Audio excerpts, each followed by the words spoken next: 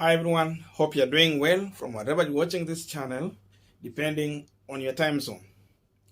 Now, Senator Moses Masika Wetangula and the NC party leader Musalia Mudavadi came to Western and they assured the Luhya people that this time round they have negotiated well for a 30% of William Ruto government, all the way from the cabinet slot to any other parastatal positions and even ambassadorial.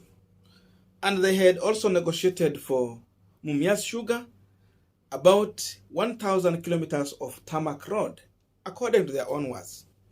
And so this was the best side to go as a Luhya and as a nation, according to Wetangula and Musalia Mudavadi. After that, there was signing of documents. Of course, they went further to put it on a document as a memorandum. But one thing that happened later, when they filed their document with the rest of political parties, Citizen TV got to those documents and they leaked it out. And it came out clear that despite William Ruto agreeing to work with Mudavadi, Wetangula, he gave them an average performance of 70% in terms of delivery of votes and elective seats for them to get the 30% of William Ruto's government. At first place, ANC Secretary General agreed that he signed the document, but he did not agree that ANC was given a target of 70% in that document. He refused. But later, when Kithure Kindiki came on an interview,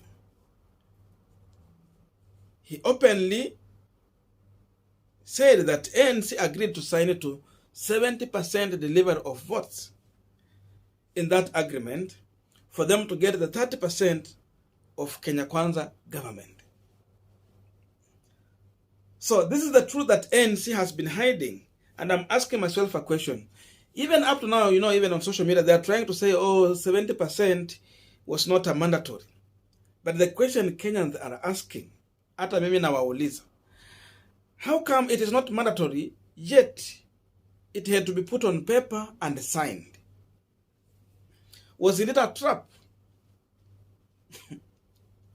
So there is something now, ANC is learning that they have to stay with the truth. I know Simon Gakuru is still resisting that 70% is not mandatory.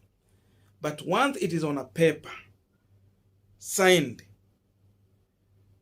and now deposited to the register of political parties, it means that is the agreement that is going to work. Because of this, we are hearing a lot of noise now coming from Western region. And I wanted to listen to Senator Cleophas Malala. Of course, we did a video of his aspirant complaining and campaigning for Raila. But I wanted to listen to Malala himself talking about how William Samoei Ruto is interfering with the Western region politics. After that, I'm going to explain to you the reason why ANC is making this noise. Listen to him shortly. Huko juu tumeheshimu UDA, tumewapatia viti kubwa kubwa. Mheshimiwa William Ruto, kwa bedroom yetu hapa chini, viti zetu moto moto. Sasa usiingilie. Tunataka ANC pia ikuwe na wabunge, ndio tuheshimiane, si ndio? Sababu baada ya kura tutahesabiana. Watasema Mudavadi songa huku na watu yako, wewe Ruto songa hivi na watu yako, alafu waanze kutuambia ati hamkufikisha 70%. Mumetuambia tufikishe 70% of votes so that we can get the 30%. Pia hiyo 70% mpaka ikuwe na wabunge wetu ndani. So leo nimekuja hapa kusema vile tumepeana kule juu, hapa chini mimi ndio chairman wa ANC. I want to commit myself. Na support wa Mati, sasa watu wa UDA watanipatia kura, hiyo mambo tuache bana. We have given you. Tuko hapa hata na watu wa UDA, si ndio? Lakini muruhusu pia mimi niwe na demokrasia. Sababu Mheshimiwa Washiali ameshika mkono mapuoni. Mheshimiwa Khalwale ameshika mkono mapuoni. Hao hawataki mimi nishike mkono, ndugu yangu. Now we are continuing with our panel discussion, but that's a quick request. You might be watching this channel, but you have not yet subscribed. So my humble request, please consider subscribing so that any other time once we release a video like this one, you will always get notified. Again, to all our returning subscribers and anyone who dropped comment, I must say thank you so much for your unconditional support. Again, I'm requesting you to give this video a thumbs up so that YouTube can recommend our videos to more viewers. Back to our discussion. Now, there is one thing ANC party is realizing, that despite the fact that they signed to deliver 70% of Western region votes, then it is not going to be easy the way they thought. They are going to face very rough times to deliver 70% to William Ruto. It is going to be hard because Luyas might not vote for William Ruto to the last person. Because getting 70%, I mean, is so huge. Raila Odinga has influence in Western region, and because of that, he's going even to get more numbers of votes in Western compared to what Ruto will get. Remember, Mudavadi is not on ballot. It is between William Ruto and Raila Odinga. Raila, who is just a neighbor, might scoop high. He will score high than William Ruto.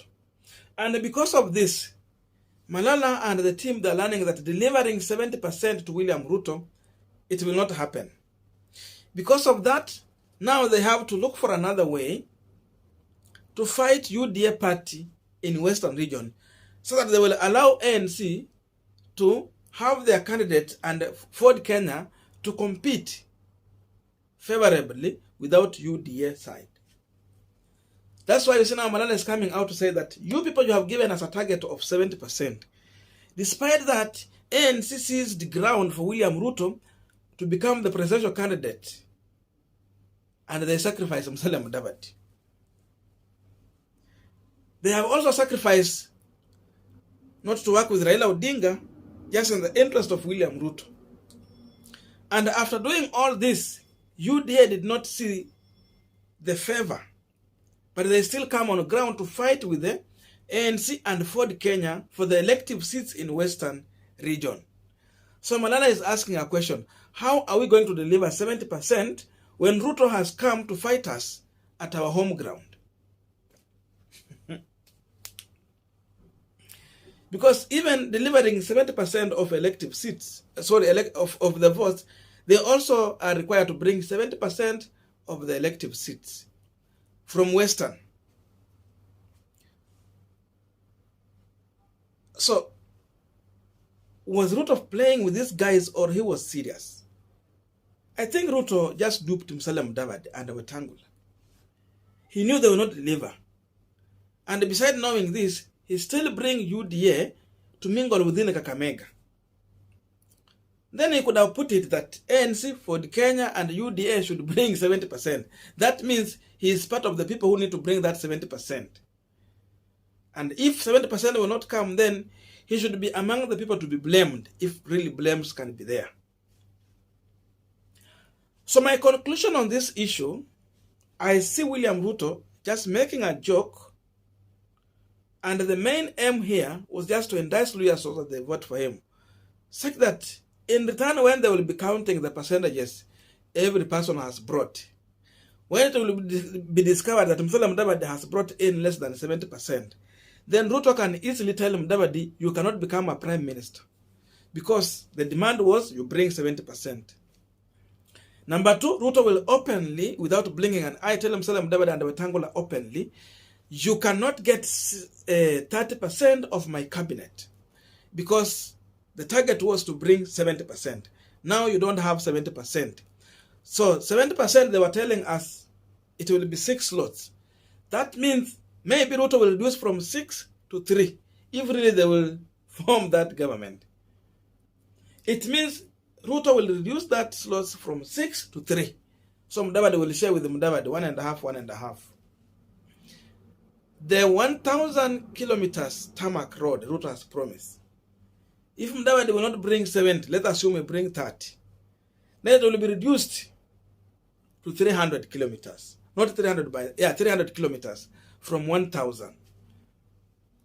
Ruto has promised to revive Mumias Sugar Company. Just in case he becomes president, Mumias will not be revived. I'm saying this because they will not deliver. And number two, these are the same people who killed Mumias. When Ruto and Raila came to Ruto and William and Uhuru Kenyatta, sorry for that. When Uhuru Kenyatta and William Ruto came to the power, Mumias was functioning. But it died. It died because people had interest in importing sugar for quick money. You know, sugar is a hot cake. You easily sell it. And because they need money that they have used in this campaign, these cartels around these leaders will not allow Mumias Sugar to be revived, so that they can continuously import sugar. And once they continue to import sugar, they need to recover their money at expense of the people of Western's economy, the agricultural sector, employment, because Mumias was employing so many people. And you know, when you employ one person in a family, you have saved about 10 people who will depend on this person. So just imagine the number of families that are vanquishing in poverty from Western region when such a huge company died, such a huge factory. So I'm believing that the main target of William Ruto was to deny Musalia Mudavadi the percentages he has agreed to share with them. Even if he can make Musalia Mudavadi a prime minister, then he cannot be a powerful prime minister. He might be a prime minister with less responsibilities, a toothless prime minister. That's what I'm seeing. That's why you see ANC is making noise. They want UDA out. This noise is good for ODM. It is good for Azimio. Because in return, if these guys are fighting, then what is happening to their opponent? I think he is gaining. So in all this fight, Ruto is going to lose. Because Malala is telling Ruto, we still have a window. Withdraw your candidates in Western. That's what he's communicating. So in real sense, ANC is learning that it is going to be hard. And this is the reason why they are taking a U-turn. If you hear Malala making noise, just understand Mudavadi is communicating through Senator Cleophas Malala. This is what Mudavadi could have said. But because of the situation and how he's working with Ruto, he cannot come out to speak about this. And therefore, you dispatch your ally to talk about these issues. So Mudavadi is simply telling Ruto, keep off Western region politics. That is the rift. That is the division in Kenya Kwanza coalition. So Mudavadi might have negotiated well for the share of Western region in Ruto's government. But what he failed is this target they were giving the percentages. Secondly, what he failed is to allow Ruto to come and field candidates in Western. Because he has made these blunders, he's going to suffer at the end. As long as Ruto can manage to have 10 members of parliament from Western, then Mudavadi should prepare very well. All the way from 2027 and 2032. Ajue ameingiza adui na sasa itabidi aishi na huyo adui. That is the current situation. So in real sense, when Mudavadi said that they don't want to go in the government on their knees, that when we are going in that government, the appointment they are giving us, what position are they giving us? Are they appointing lawyers as cooks and watchmen? Are they appointing lawyers as secretaries, receptionists, or they are giving them the real positions to do the work? I see Musalia Mudavadi going in William Ruto's government on his knees because he has allowed William Ruto to eat him from within by fielding UDA candidates in Western. He could have told Ruto, number one, let all those people in UDA party in Western to join ANC and defend their seat on ANC. He could have been asked Ruto to avoid forming UDA team of campaign in Western region, akina Washali. But because he allowed all this to happen, I think he has to face the situation. And that is the noise we are hearing. So ANC is realizing that delivery will not be an easy thing. and that is why they're taking a U-turn.